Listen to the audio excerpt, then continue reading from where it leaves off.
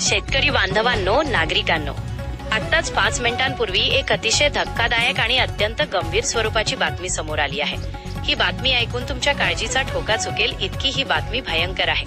कारण संपूर्ण महाराष्ट्रावर आज आणि उद्या निसर्गाचा सर्वात मोठा कोप कोसळण्याचा इशारा हवामान विभागाने आत्ताच दिलेला आहे. हा इशारा ऐकून घ्या, मनावर कोरून घ्या, कारण यावेळी निसर्ग क्षमा करणार नाही असं भारतीय हवामान अभ्यासक पंजाब डक यांनी इशारा दिला आहे. पुण्याच्या हवामान केंद्राने आत्ताच एक सॅटेलाइट फोटो जाहीर केला आहे, ज्यामध्ये जे दिसले ते पाहून खुद्द हवामान तज्ज्ञ हैराण झाले आहेत. त्यांचे डोळे विस्फारले आहेत. अरबी समुद्र आणि बंगालच्या उपसागरातून तब्बल 1000 किलोमीटर लांबीचे काळेकुट्ट ढग महाराष्ट्राच्या दिशेने अत्यंत वेगाने सरकू लागले आहेत. हे ढग जमिनीपासून 10 किलोमीटर उंचीवर आहेत आणि जेव्हा हे ढग फुटतील तेव्हा पाण्याचे थेंब नाही तर आकाशातून बर्फाचे मोठमोठे गोळे बरसतील. आजचा दिवस महाराष्ट्राच्या हवामानाच्या इतिहासातील सगळ्यात भयानक दिवस ठरू शकतो असं हवामान तज्ज्ञ आता ठामपणे सांगू लागले आहेत. त्यामुळे हे शेवटपर्यंत ऐका, 1 मिनिट सुद्धा मध्येच सोडून जाऊ नका, कारण पुढे सांगणार आहे कोणत्या जिल्ह्यांना सर्वात आधी तडाखा बसणार आहे, कोणत्या जिल्ह्यांमध्ये गारपीट होणार आहे, कोणत्या जिल्ह्यांमध्ये चक्रीवादळ येणार आहे आणि शेतकरी बांधवांनी काय काळजी घ्यायची आहे ही सगळी माहिती पुढे आहे. मंडळी, सध्या जरी तुमच्या जिल्ह्यामध्ये वातावरण शांत वाटत असेल, आकाश स्वच्छ वाटत असेल, ऊन पडलेलं असेल, तरी सुद्धा फसू नका, कारण याच परिस्थितीला हवामान तज्ज्ञ वादळापूर्वीची शांतता म्हणतात आणि ही शांतता खूप जास्त काळ टिकणार नाही. येत्या 2 ते 3 तासांमध्ये अचानक आकाश काळेकुट्ट होईल, भर दुपारी रात्रीसारखा अंधार पडेल, गाड्यांचे दिवे लावून प्रवास करावा लागेल इतकं काळोखीट वातावरण होईल. याला हवामान तज्ज्ञ निसर्गाचा ब्लॅकआउट म्हणतात आणि या ब्लॅकआउट नंतर जे होणार आहे ते खूपच भयानक असणार आहे. त्यामुळे आत्ताच सावध व्हा, आत्ताच पूर्वतयारी सुरू करा, कारण निसर्ग जेव्हा रौद्ररूप धारण करतो तेव्हा माणसाकडे फक्त बघण्याशिवाय दुसरा कोणताही उपाय राहत नाही. बघा मंडळी, मागील 15 ते 20 दिवसांमध्ये 2 टप्प्यात महाराष्ट्रात अवकाळी पावसाने आधीच झोडपून काढलेला आहे. काही ठिकाणी गारा पडल्या, काही ठिकाणी शेतकऱ्यांचं इतकं प्रचंड नुकसान झालेलं आहे की शेतकऱ्यांच्या डोळ्यातलं पाणी अजून थांबलेलं नव्हतं. कांदा मातीमोल झाला, गहू जमिनीवर आडवा झाला, हरभरा भिजून सडला, द्राक्ष गळून पडली. या सगळ्या नुकसानीतून शेतकरी सावरण्याचा प्रयत्न करत होते, पण आता शास्त्रज्ञांनी त्यातच दुसरा सगळ्यात मोठा धोक्याचा इशारा दिलेला आहे. हा इशारा आजपासूनच सुरू होतो आहे. त्यामुळे या क्षणाला सगळ्यात आधी तुमच्या शेतातील पिकांची काळजी घ्या, तुमच्या जनावरांची काळजी घ्या आणि स्वतः सुरक्षित राहा. विचार करा, जो शेतकरी उन्हातानात राबला, रात्री पाणी दिलं, महिनोन महिने डोळ्यात तेल घालून शेत जगवलं, त्याच्या डोळ्यांसमोर पीक वाऱ्याने, गारांनी, पाण्याने धुवून जाते. ही वेदना शब्दांमध्ये मांडता येत नाही, पण वेळेत सावध झालं, वेळेत काळजी घेतली तर निदान काही प्रमाणात नुकसान टाळता येतं. म्हणूनच ही माहिती तुमच्यापर्यंत पोहोचवणं आमच्यासाठी इतकं महत्वाचं आहे. आता सांगतो यामागचं विज्ञान काय आहे.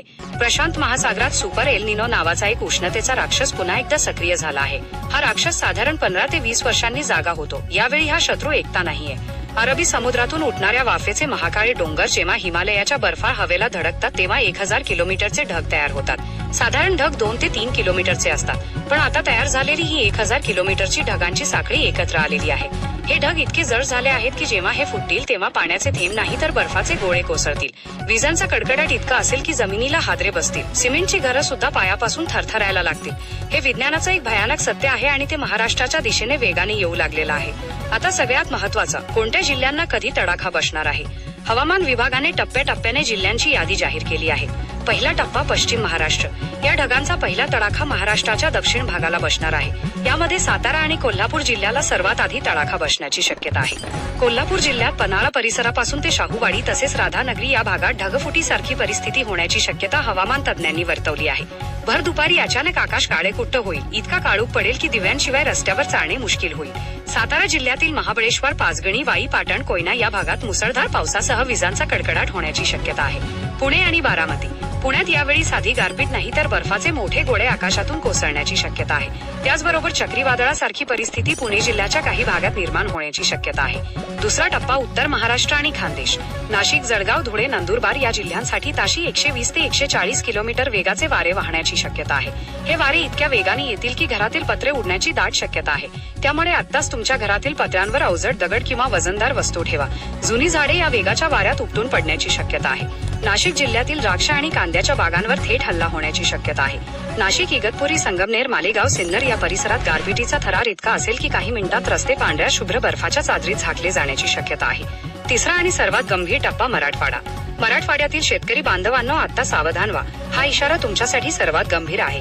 छत्रपती संभाजीनगर, बीड, जालना, परभणी, हिंगोली, नांदेड, लातूर, धाराशिव या 8ही जिल्ह्यांसाठी अत्यंत धोकादायक स्वरूपाचा इशारा देण्यात आला आहे. चौथा टप्पा विदर्भ. नागपूर, वर्धा, अकोला, वाशिम, अमरावती, यवतमाळ, चंद्रपूर, गडचिरोली या जिल्ह्यांसाठी सुद्धा मोठा इशारा देण्यात आला आहे. रेड अलर्ट जिल्हे एकूण 20: कोल्हापूर, सातारा, पुणे, नाशिक, जळगाव, धुळे, नंदुरबार, छत्रपती संभाजीनगर, बीड, जालना, परभणी, हिंगोली, नांदेड, लातूर, धाराशिव, नागपूर, अमरावती, अकोला, वाशिम आणि यवतमाळ. शेतकरी बांधवांसाठी महत्त्वाच्या सूचना. कांदा, गहू, हरभरा, हळद किंवा इतर कोणतीही पिकं शेतात पडलेली असतील तर ताबडतोब ताडपत्री किंवा प्लास्टिकने झाका आणि त्यावर मोठे दगड ठेवा. जनावरांना झाडाखाली किंवा कच्च्या गोठ्यात अजिबात बांधू नका. वीज चमकत असताना मोबाईलवर बोलणे टाळा. उंच झाडाखाली, शेतात किंवा मोकळ्या जागी उभे राहू नका. घरावरील पत्र्यांवर अवजड वस्तू ठेवा. बाहेर प्रवास शक्यतो टाळा. मंडळी, घाबरू नका, पण सतर्क नक्की राहा. ही माहिती हवामान विभागाच्या अंदाज आणि उपग्रह फोटोवर आधारित आहे. निसर्ग कधीही रूप बदलू शकतो, म्हणून अफवांवर विश्वास ठेवू नका. अधिकृत इशाऱ्यांवर लक्ष ठेवा. हा व्हिडिओ आताच तुमच्या सर्व संपर्कांना शेअर करा. जय महाराष्ट्र, जय शेतकरी.